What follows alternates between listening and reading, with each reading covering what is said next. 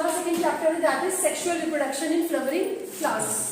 You know flowering plants are also known as angiosperms. Clear? So here we will deal with that how the sexual reproduction takes place. But before going to the actual process, we have to study the parts of the flower. आपने अपनी previous classes में भी flower के parts पढ़े, तो हम उनको देखेंगे, ठीक है? Flower को कैसे define करेंगे बेटा? What is flower? Flower क्या होता है? रिप्रोडक्टिव पार्ट है, ठीक है. It is modified shoot. क्या है वो? Modified shoot. ठीक है. अगर हम इसके पार्ट्स देखें तो सबसे पहले हम देखेंगे there is a thalamus.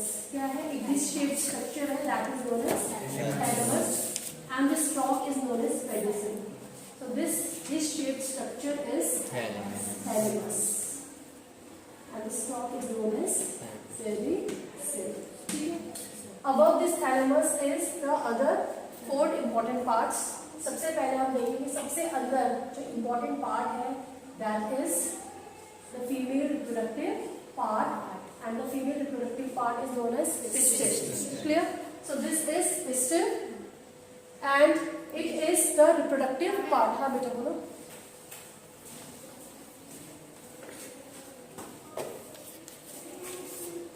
So this is pistil. ऊपर आप देखेंगे this is stigma, then style and this is ovary. Next you can see the male reproductive part. It is known as stamen. इसके भी 2 पार्ट्स होंगे बेटा. कैसे classify करेंगे? ऊपर का pilot filament. Then we have the colorful part that is known as petals. Yes, petals. And then sepals. ध्यान से देखेंगे बेटा. They are present in the whorl. Whorl मतलब होता है सर्कल में प्रेजेंट है. ठीक है. तो मैं पहले तो मैंने अंदर से बनाया था, अब मैं आपको बाहर से एक्सप्लेन कर रही हूँ. आउटर मोस्ट whorl जो सबसे बाहर का whorl है, whorl मतलब सर्कल में है, ग्रुप में अरेंज है. That is your sepals. ठीक है. और इसके पूरे वर्ल को हम क्या कहते हैं? It is known as calyx. जो सिंगल यूनिट है उसे हमने नाम दिया सेपल और उसके पूरे वर्ल को हमने क्या कहा? कैलिक्स. क्लियर? अब कैलिक्स का कोई ना कोई रोल होगा, कुछ तो रोल होगा. क्या होगा? अट्रैक्टर. तो कैलिक्स नहीं करेगा बेटा, वो ग्रीन है तो ये क्या करता है? अ लिटिल बिट फोटोसिंथेटिक है ये. लेकिन उससे भी इंपॉर्टेंट फंक्शन है क्योंकि अंदर रिप्रोडक्टिव स्ट्रक्चर है तो इट प्रोटेक्ट्स दोज ऑर्गन्स. ठीक है. It protects the flower. तो आप कह सकते हैं कि इसका जो फंक्शन है that is protective in nature. It protects the flower during the birth condition. अगर ये सेपल्स और पेटल्स नहीं होंगे तो जो आपके रिप्रोडक्टिव पार्ट्स हैं वो क्या हो सकते हैं? वो डैमेज हो सकते हैं. ठीक है. So they protect the reproductive parts. Single unit को हमने नाम दिया sepal and the whole whorl is known as calyx. And it is the outermost whorl. कैसा whorl है ये? सबसे बाहर जो प्रेजेंट होगा that will be calyx. Clear हो गया? अब हम कैलिक्स से अंदर जाते हैं तो अंदर क्या है? पेटल्स है. तो सिंगल हमने बोला petal and the whole whorl पूरा उसके सर्कल को हम क्या बोलेंगे? कोरोना. कोरोना का क्या फंक्शन होगा बेटा? It is colourful. तो इसका काम है to attract the insect for pollination. सबसे important, it attracts the insect for pollination. Second important thing, कुछ फ्लावर्स होते हैं इनके पेटल्स के एंड में क्या होते हैं? सिक्रीटरी ग्लैंड्स प्रेजेंट होते हैं. क्या प्रेजेंट है? सिक्रीटरी ग्लैंड जो क्या प्रोड्यूस करेंगे? They will produce nectar. But the most important अगर मैं बोलूं that is it attracts the insect for pollination. Clear हो गया? अब ये जो मैंने आपको वर्ड्स सिखाए हैं कैलिक्स और corona, these are not very important. ये मेनली क्या है? These will be called as accessory parts. ठीक है. accessory मतलब है डायरेक्टली इनका रिप्रोडक्शन में रोल नहीं है. They do not produce the male and female gametes. So they will be called as accessory parts. ठीक है. accessory. अब हम नेक्स्ट देखते हैं बेटा. जो मेल रिप्रोडक्टिव ऑर्गन है that is known as stamen. और उसके पूरे वर्ल को हम क्या कहेंगे? एंड्रोशियम.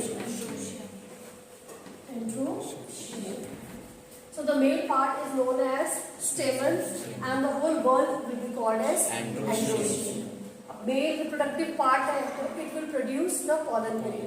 ठीक है, बट याद रखेंगे pollen grain मेल गैमेट नहीं है. pollen grain के अंदर क्या प्रेजेंट होता है?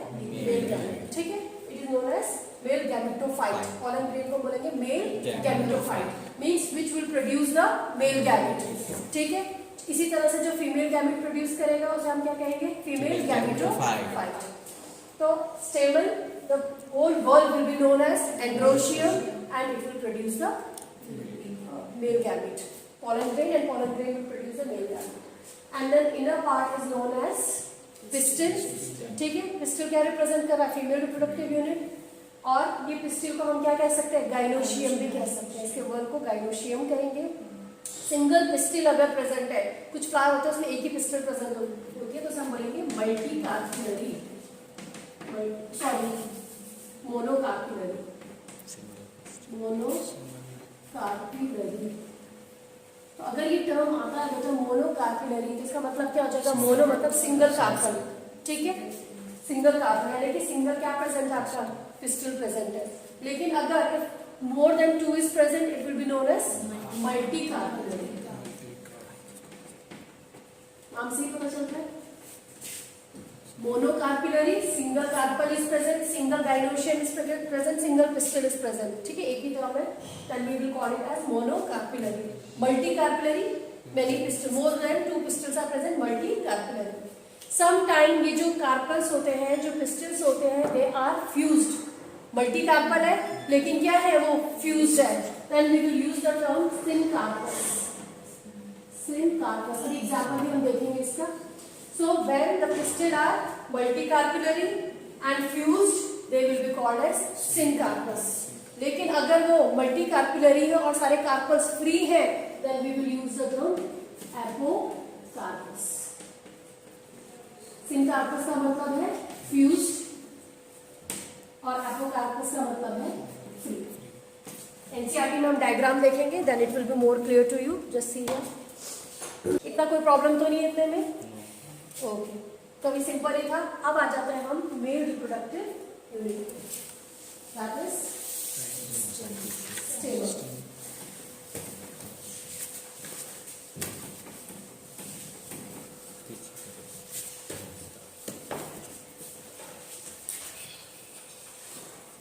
क्या देखेंगे बेटा? स्टेमन अगर हम इसको स्टडी करें तो we can see the 2 part. A bilobe structure. 2 lobes दिख रहे बेटा? Yes. This bilobe structure is known as anther. इसके बीच में क्या होती है? कनेक्टिव टिश्यू प्रेजेंट होता है. ठीक है, और नीचे क्या होगा? Long slender structure, thread like structure, which is known as filament. So this is filament. Filament is long slender structure. About उसके टिप में क्या प्रेजेंट है? एंथर प्रेजेंट है. एंथर कैसा स्ट्रक्चर है? बाइलोब. 2 लोब प्रेजेंट है. ठीक है, this end is known as proximal end. याद रखेंगे, इस एंड को हमने नाम दिया प्रॉक्सिमल एंड, और जो दूसरा ऊपर जो एंड है इसको हमने नाम दिया डिस्टल एंड. तो 2 एंड हो जाएंगे, प्रॉक्सिमल एंड और डिस्टल एंड. ठीक है, जो प्रॉक्सिमल एंड है बेटा, या तो किससे अटैच होगा? थैलेमस से. याद रखेंगे, इट कुड बी एनसीईआरटी की लाइन है साफ साफ. It could be attached to either thalamus या किसी केसेस में जैसा हमने ब्रिंजल के फ्लावर में देखा था, it was attached to the petals. Epipetalous condition हमने नाम दिया था पेटल. ठीक है, तो प्रॉक्सिमल एंड जो है it is attached to either thalamus और petal. और जो इसका डिस्टल एंड होगा वो किससे कनेक्टेड होगा? एंथर से. क्लियर हो गया? पहली चीज. दूसरा, एंथर बाइलोब स्ट्रक्चर है. जब हम इसका टीएस कट करेंगे तो हमें किस तरह का स्ट्रक्चर दिखेगा? It would appear like this.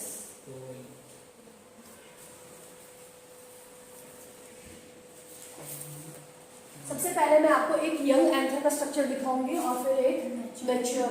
ठीक है, आपको दोनों के बीच में फिर डिफरेंसेस भी देखेंगे. तो एक जो यंग एंथर है, it would appear like this. आपको 4 साइड दिख रही है ना? 4 sided structure. It is tetragonal structure. 4 sides इसमें प्रेजेंट है. और आप देखेंगे हर कोने में क्या प्रेजेंट है? माइक्रोस्पोरेंजिया. ठीक है, माइक्रोस्पोरेंजिया. आई बात समझ में? तो कैसा स्ट्रक्चर हो गया ये? 4 साइडेड स्ट्रक्चर. 4 साइडेड स्ट्रक्चर है.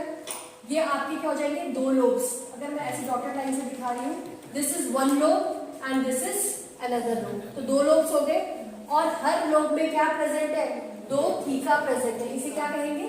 थीका। तो it is dithecous, by lobe structure and dithecous.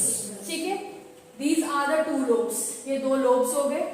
ठीक है, इन 2 लोब्स के बीच में आप देख रहे हैं यहाँ से क्या जा रहे हैं? लॉन्गिट्यूडनल ग्रूव जा रहा है। ठीक है, सेकेंड इंपॉर्टेंट चीज, हर लोब में क्या प्रेजेंट है? 2 थीका प्रेजेंट है। एज अ रिजल्ट जो हमारा एंथर है वो कैसा स्ट्रक्चर है?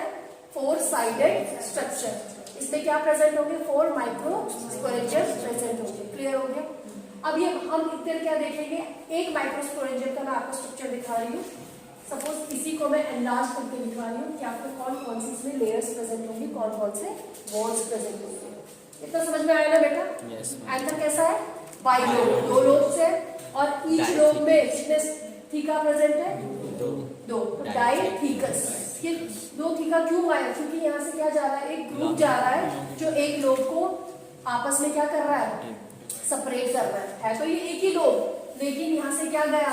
एक ग्रुप गया जिसने 2 क्या बना दिए? थीका बना दिए। ठीक है, तो a typical anther is bilobed and dithecous.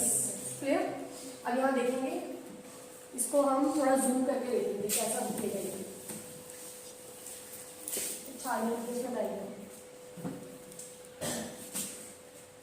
देखो बेटा, मैंने बताया सबसे बाहर क्या होगी? सबसे बाहर की जो लेयर होगी उसे हम नाम देंगे एपिडर्मिस। इसको याद करना एक बहुत इंपॉर्टेंट क्वेश्चन है। Describe the structure of a young anther. Young anther की जो डिफरेंट लेयर्स हैं वो आपको डिस्क्राइब करना है। तो सबसे पहले आप स्टार्ट करेंगे बाहर से। ठीक है, ये बाहर जो सबसे बाहर है जो लेयर है इसे हमने नाम दिया epidermis.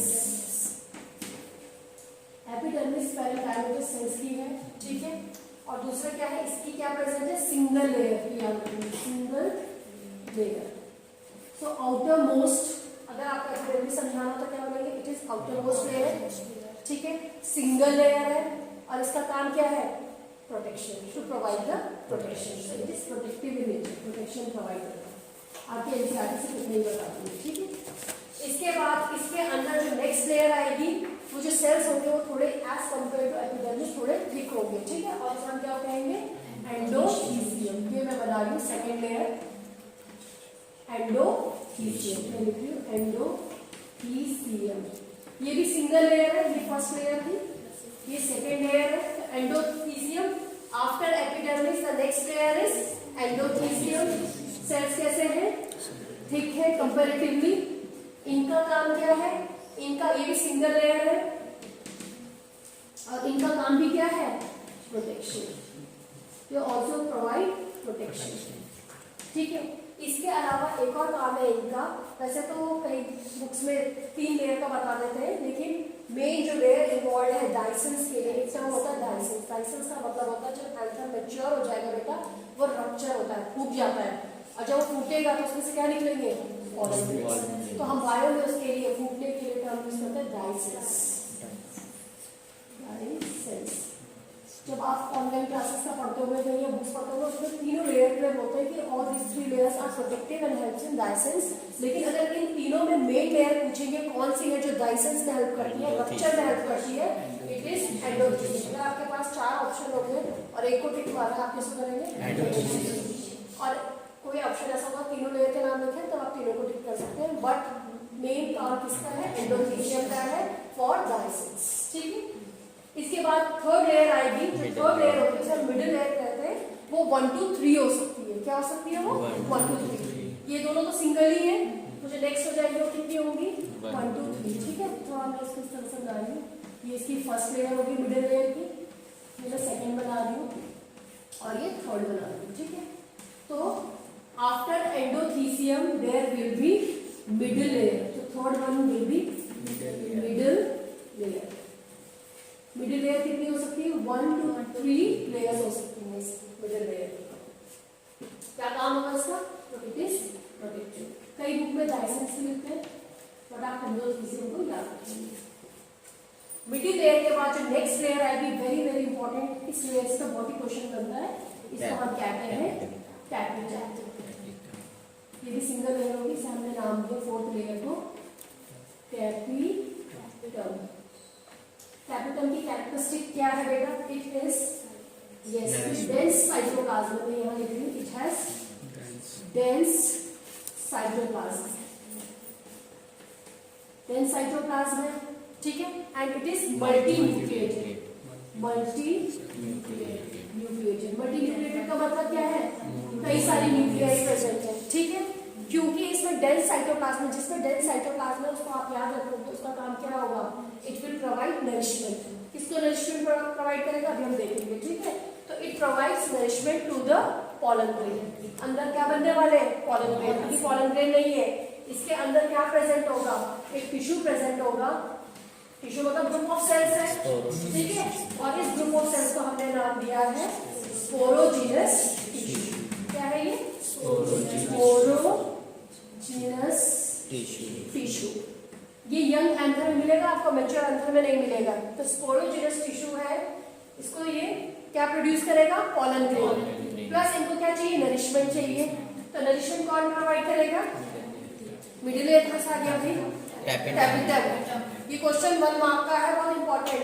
What is the main function of the tapetum? It provide nourishment to the pollen grain. और अंदर क्या प्रेजेंट है? स्पोरोजिनस टिश्यू प्रेजेंट है। जो स्पोरोजिनस टिश्यू है सबके पास एबिलिटी है to convert into pollen grain. तो इन्हें हम क्या कहते हैं? स्पोरोजिनस टिश्यू को जो पॉलन ग्रेन बनाएंगे, pollen grain mother cell, PMC कह सकते हैं, पॉलन ग्रेन मदर सेल्स। ठीक है, क्लियर है? तो समझ में आया? ये डायग्राम भूलेंगे नहीं। अभी तक जो कराया है इसमें सबसे इंपॉर्टेंट अभी तक क्या है? ये डायग्राम है। तो अगर आप बोलेंगे एक यंग एंथर में कौन कौन सी वॉल प्रेजेंट है, तो आप बोलोगे 4 different types of walls present है। सबसे बाहर क्या है? एपिडर्मिस। कितनी लेयर है इसकी? सिंगल लेयर है। काम क्या है इसका? सेकेंड। उसके बाद नेक्स्ट क्या है? कितनी लेयर है? Single layer. इसका काम क्या है? प्रोटेक्शन एंड सबसे इंपॉर्टेंट बताया था, अगर ये नहीं होगी तो डाइसेंस। डाइसेंस लिख के याद करना स्पेलिंग, डाइसेंस। डाइसेंस मतलब पोलन जो सैक है वो रप्चर होगा मैच्योरिटी में और उसमें से पोलन ग्रेन निकलेंगे। अगर ये नहीं होगा तो पोलन ग्रेन बाहर ही नहीं निकलेंगे, पॉलिनेशन नहीं होगा, ठीक है। उसके बाद नेक्स्ट क्या था? 1 2 3 मिडिल लेयर, ठीक है, प्रोटेक्टिव इन नेचर। कई बुक में डाइसेंस भी लिखा है। और उसके बाद नेक्स्ट क्या जाएगी? Tapetum, single layer.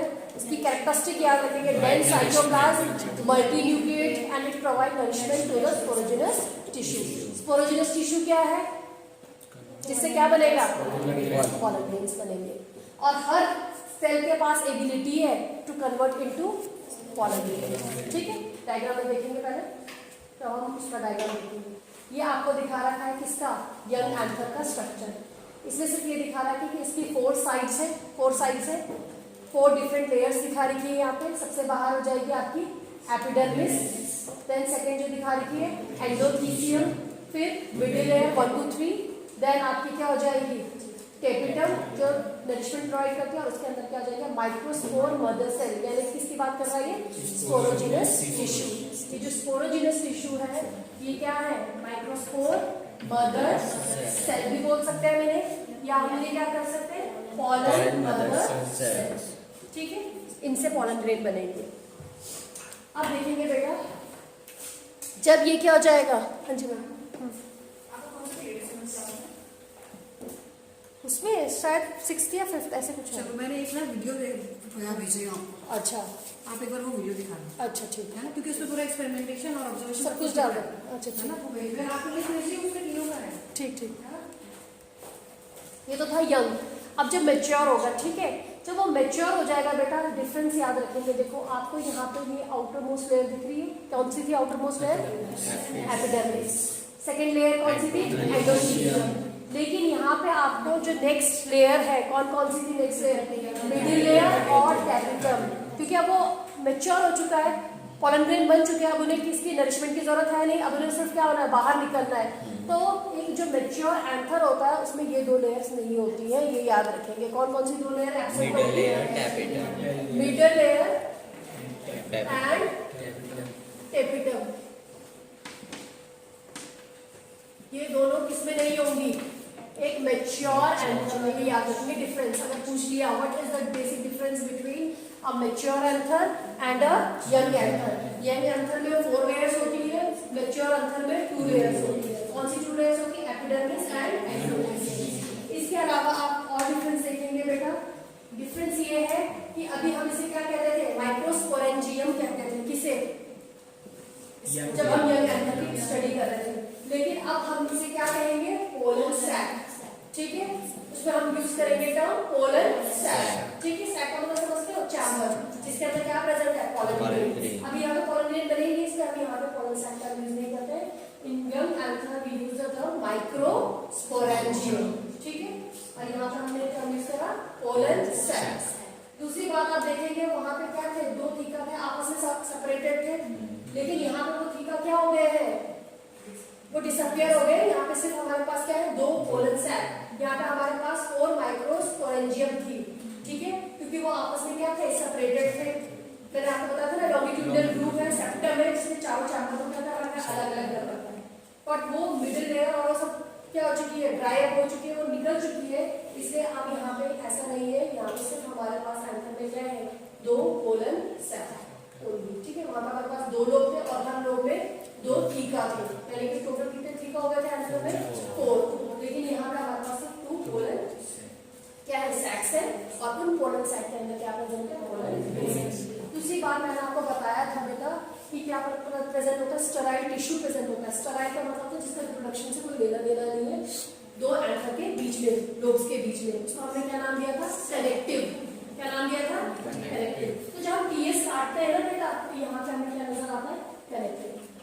2 के बीच में है, जब ऐसे टीएस काटूं तो मुझे कनेक्टिव कहीं ना कहीं तो नजर आएगा ना। तो यहाँ पे आपको दिख रहा है, ये क्या है? कनेक्टिव है। मैंने 2 ऐसे एंथर लोब बनाए। ये तो मैंने आपको एलएस डायग्राम दिखा रही हूँ, और मैंने बोला इनके बीच में क्या है? स्टेराइल टिश्यू प्रेजेंट है, जिसको हम कनेक्टिव कहते हैं। ये तो ऐसे में तो आप इजीली आइडेंटिफाई करोगे। लेकिन अगर मैं इसको कट करूंगी और आप इसको ऊपर से देखेंगे तो आपको यहाँ पे नजर आएगा ना बेटा, वो स्टेराइल टिश्यू, जिसको हमने क्या नाम दिया? कनेक्टिव। तो जब आप ये डायग्राम बनाएंगे, यहाँ पे आप कनेक्टिव जरूर दिखेंगे। या आपको लेबल करके भी आ सकता है, लेबल द फॉलोइंग पार्ट्स। तो इस पार्ट को आप क्या बोलेंगे? कनेक्टिव। कनेक्टिव एक्चुअली क्या है? स्टेराइल टिश्यू जो 2 लोब्स के बीच में प्रेजेंट है। ठीक, तो ये तो था हमारे किसका स्ट्रक्चर? एक यंग एंथर का और एक एंथर का। ठीक है, अब देखेंगे ये जो पोलन मदर सेल्स है, जिनको हमने बोला माइक्रोस्पोर मदर सेल। क्योंकि इनसे क्यों बोला नहीं माइक्रोस्पोर मदर सेल? क्योंकि मदर सेल इनसे कुछ बन रहा है, क्या बनेगा? माइक्रोस्पोर। माइक्रोस्पोर और पोलन ग्रेन में डिफरेंस है। ठीक है, तो जो स्पोरोजिनस टिश्यू है, they are called as microspore mother cells because they will give rise to microspore. Microspore में फर्दर क्या होगा? डेवलपमेंट होगा and then it will be called as pollen grain. तो हम देखेंगे कि ये जो स्पोरोजिनस टिश्यू है, जो माइक्रोस्पोर मदर सेल्स है, इनसे माइक्रोस्पोर का फॉर्मेशन कैसे होता है, और उस प्रोसेस को हम कहते हैं microsporogenesis. Very very important 5 marks का क्वेश्चन आता है। Describe the process of microsporogenesis. नहीं समझ में आ रहा है तो अभी पूछ लेंगे, लेकिन ये नहीं कि सेशन के एंड में फिर लेके आगे बुक उठा के मैडम समझा दो, अभी ये नहीं होगा फिर बार बार। माइक्रोस्पोरोजेनेसिस, जेनेसिस का मतलब होता है फॉर्मेशन। किसका फॉर्मेशन? माइक्रोस्पोर। ठीक है, अगर डेफिनेशन में आता है define microsporogenesis, the formation of microspore from microspore mother cells is known as microsporogenesis. Bio में सब डेफिनेशन आपके जो टर्म्स हैं उसी में क्या है? डेफिनेशन है, पर पता होना चाहिए। देखो मैं सिर्फ इन सबको नहीं दिखा रही हूँ, मैंने इनमें से एक माइक्रोस्पोर मदर सेल उठा लिया। ठीक है, ये है आपका माइक्रोस्पोर मदर सेल, यानी कि एक स्पोरोजिनस टिश्यू मैंने लिया। अब ये जो माइक्रोस्पोर मदर सेल है, इसमें क्या होगा? डिवीजन होगा। कौन सा डिवीजन होगा? मियोसिस होगा। मियोसिस कैसा डिवीजन है बेटा? रिडक्शनल डिवीजन है। ये जो हमारा एमएमसी है, जो स्पोरोजिनस टिश्यू मैंने यहाँ पे बनाए थे, ये सब क्या है? All these are diploid two and diploid है। और अगर किसी भी डिप्लॉइड सेल में मियोसिस होगा तो रिजल्ट क्या होगा? हैप्लॉइड। ठीक है, तो मियोसिस हुआ एमएमसी में जो डिप्लॉइड है, और हमें क्या मिलेगा? एक सेल से कितने सेल बनेंगे बेटा? 4। पूरा मियोसिस होने पे बताओगे ना? 4। 1 2 3 4 सेल्स मिले। मियोसिस हुआ तो ये क्या हो जाएंगे? 2 n थे तो ये क्या हो जाएंगे n, और ये क्या बना टेट्राड, 4 सेल्स बने ना तो हम क्या बोलेंगे टेट्राड, और इनको क्या बोलेंगे माइक्रोस्पोर टेट्राड, माइक्रोस्पोर टेट्राड। और इस प्रोसेस को क्या कहेंगे माइक्रोस्पोरोजेनेसिस। बस वही तो है micro the formation of microspore. Tetrad में नहीं जाना है, टेट्राड में 4 बने इसलिए हमने टेट्राड नाम दिया है, पर बना क्या है microspore. The formation of microspore from microspore mother cells after meiosis is known as microsporogenesis. Clear हो गया ना बेटा? ये कहाँ से आया एमएमसी? हाँ वहाँ का नाम भी तो होगा कुछ, स्पोरोजिनस टिश्यू। ठीक है, जो हमारा एक यंग एंथर था उसके माइक्रोस्पोरेंजियम में अंदर जो टिश्यू प्रेजेंट था उसका हमने नाम दिया स्पोरोजिनस टिश्यू। वो जो स्पोरोजिनस टिश्यू है वो डिप्लॉयड नेचर का है। ठीक है, उसमें क्या हुआ, हर सेल के पास एबिलिटी टू फॉर्म माइक्रोस्पोर। हमने एक लिया माइक्रोस्पोर मदर सेल, डिप्लॉयड था, उसमें मियोसिस हुआ। मियोसिस होने से तुम्हें पता है 4 सेल्स बनते हैं और हर सेल कैसे होते हैं हैप्लॉइड होते हैं। बना ये माइक्रोस्पोर और उस प्रोसेस को हमने नाम दिया माइक्रोस्पोरोजेनेसिस। अगर एग्जाम में आ गया what is microsporogenesis? The process of formation of microspore from microspore mother cell is known as microsporogenesis. ठीक है, इसका जेनेसिस होने वाला है आगे चल के पॉलन ग्रेन। मैंने एक माइक्रोस्पोर में आप सब में दिखा सकती हूँ, पर मैं एक आपको इजी करने में दिखा रही हूँ, होगा सब में। ठीक है, फीमेल के केस में ऐसा नहीं होगा। जब हम फीमेल में मेगास्पोरोजेनेसिस पढ़ेंगे 3 डीजेनरेट हो जाते हैं और एक आगे चल के फंक्शनल रहता है। लेकिन मेल्स में सारे के सारे ये क्या रहेंगे फंक्शनल रहेंगे। मैं एक को ले लूँ, सपोज मैंने इसको लिया, ठीक है, तो मैंने एक माइक्रोस्पोर लिया, अभी ये माइक्रोस्पोर है। ठीक है, अब इस माइक्रोस्पोर में क्या होता है बेटा, ध्यान से देखेंगे, इससे हमारा क्या होने वाला है, क्या बनने वाला है पॉलन। ठीक है, यहाँ तक माइक्रोस्पोरोजेनेसिस था। ये माइक्रोस्पोर जो है इसमें क्या होगा, हमारे एक बड़ा सा वैक्यूल का फॉर्मेशन होगा। बड़ा वैक्यूल बना तो ये जो न्यूक्लियस है हमारा नीचे की तरफ शिफ्ट होगा, और हमें पता है डिवीजन के लिए क्या बनता है, स्पिंडल फॉर्मेशन। हमें क्या पता था, स्पिंडल फॉर्मेशन होगा। लेकिन जो स्पिंडल का फॉर्मेशन होगा ये एसिमेट्रिक होगा। कैसा होगा? Asymmetric, asymmetric spindle. जब एसिमेट्रिक स्पिंडल होगा बेटा, और क्या हो रहा है हमारा डिवीजन हो रहा है। कौन सा डिवीजन होगा? माइटोसिस होगा, माइटोसिस, क्योंकि ग्रोथ हो रही है ना बेटा। माइटोसिस हुआ तो हमें क्या मिलेंगे, 2 सेल्स बनेंगे। ठीक है, एक बनेगा बड़ा सा सेल जिसे हमने नाम दिया वेजिटेटिव सेल, और एक छोटा सेल बनेगा जिसको हमने नाम दिया जेनेरेटिव सेल। सपोज मैंने ये छोटा सेल ये बनाया, ठीक है, ठीक है, इस छोटे सेल को मैंने नाम दिया जेनेरेटिव सेल। आपकी बुक में सिर्फ डायग्राम दे रखा है पॉलन ग्रेन का फॉर्मेशन का, एक्सप्लेनेशन कहीं नहीं दिया है। ठीक है, आप सबसे ऊपर देखेंगे जो सेल बना रखा है वो क्या होगा, माइक्रोस्पोर। ग्रीन कलर का दिख रहा है जहाँ पे पॉलन ग्रेन का, ये तो पॉलन ग्रेन का स्ट्रक्चर, ये देख रहे हो, ये इन्होंने क्या दिखा रखा है, माइक्रोस्पोर। ठीक है, सेकंड उन्होंने क्या दिखाया, क्योंकि एक लार्ज वैक्यूल बना तो हमारा न्यूक्लियस नीचे की तरफ शिफ्ट हो गया, और हमारा स्पिंडल कैसा बना, एसिमेट्रिक स्पिंडल, मतलब कि उसमें सिमेट्री नहीं है। जब उसमें सिमेट्री नहीं होगी तो 2 सेल बनेंगे, एक बड़ा बन गया और एक क्या बन गया, छोटा बन गया। जो ऊपर बड़ा सा सेल बना उसे हमने नाम दिया वेजिटेटिव सेल।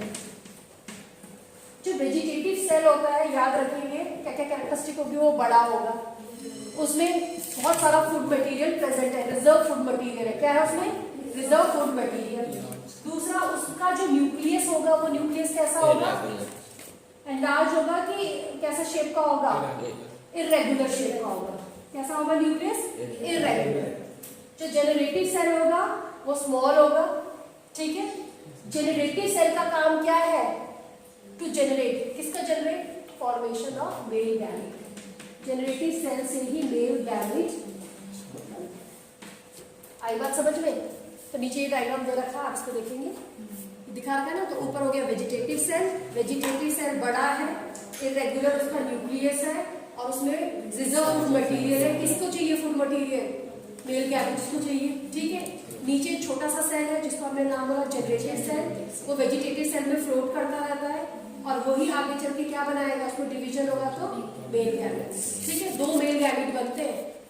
जब हमने डबल फर्टिलाइजेशन पढ़ा था तो 2 मेल गैमेट थे ना पॉलन ग्रेन में, एक मेल गैमेट एक्स से फ्यूज होता है और और दूसरा मेल गैमेट किससे होता है, पोलर न्यूक्लियस से। तो इस जेनरेटिव सेल से क्या बनेंगे, 2 मेल गैमेट सेल्स। कोई प्रॉब्लम है?